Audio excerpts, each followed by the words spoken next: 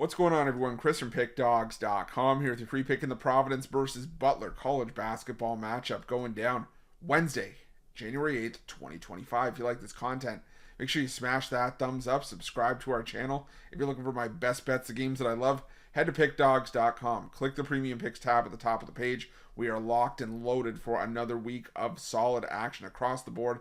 Big college hoops card on Thursday. Got college football playoffs Thursday and Friday. NFL playoffs on the weekend, as well as NBA and NHL mixed in between.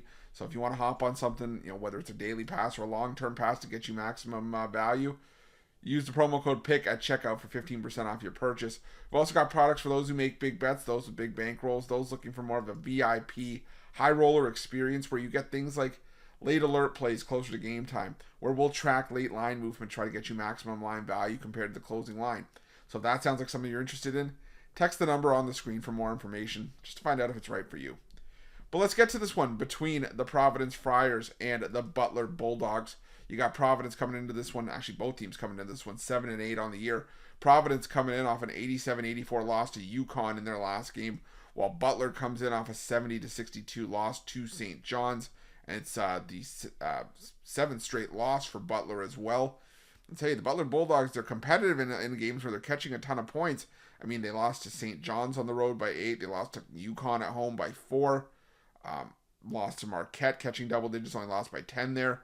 The problem is, though, is that Butler's just really struggling. It started with the loss to Houston, followed by the upset loss at home to North Dakota State, and it's just kind of snowballed from there.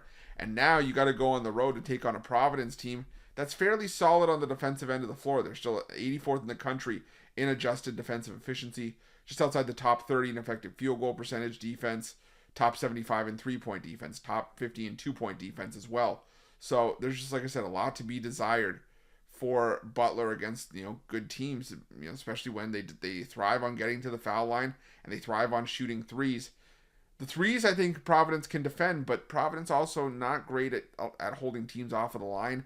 232nd in the country in free throw rate allowed. So Butler, who's 7th in the country at getting to the foul line, could be able to do something here against this Providence defense. But realistically, they've been 7th in the country for a while now, and it still hasn't stopped them from struggling. And even if they're second in the conference in conference play at getting to the foul line, they're only shooting 66.3%. So they are leaving a lot of points at the foul line. Now, Providence, on the other hand, it's a team I've always worried about with scoring issues, if they're going to be able to contribute offensively. Now, we always have to sort of look over our shoulder. Will Bryce Hopkins play? Will he not play? And if you look at just some of his recent games, I mean, he hasn't played in any of the last 4 games. He had that little stretch in early December where he came back into the lineup. But outside of that, we haven't seen, Bryce Hopkins at all. And he is a big piece to any sort of offensive success that the Providence Friars are going to have. And it's a big reason why if I guarantee you, if Bryce Hopkins doesn't play, we could be looking at a team that's lost 10 games in a row coming into this game in the Providence Friars.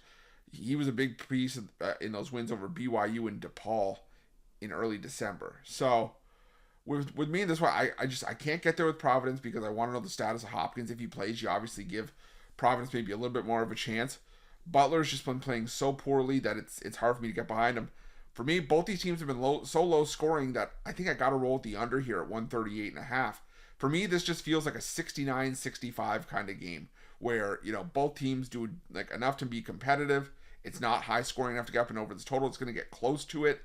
And both teams are averaging less than 68 points a game in conference play this season. So I'm going to go with the under between Butler and Providence, and that's going to be my free pick.